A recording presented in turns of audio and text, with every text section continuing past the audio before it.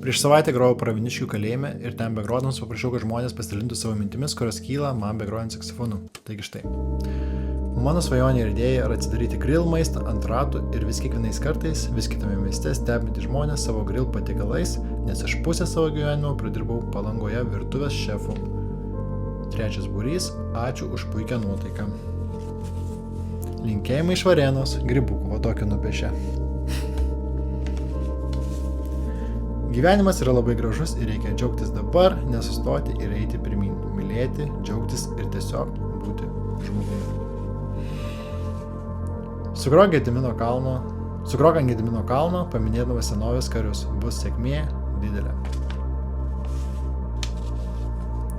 Klausydamas tavęs leidausi į savo gyvenimo kelionę, ačiū už įkvėpimą, linksmų artėjančių švenčių, labai norėtųsi pažinti tave labiau kaip asmenybę. Artūras, šį pasirodymą prisiminsiu ilgai.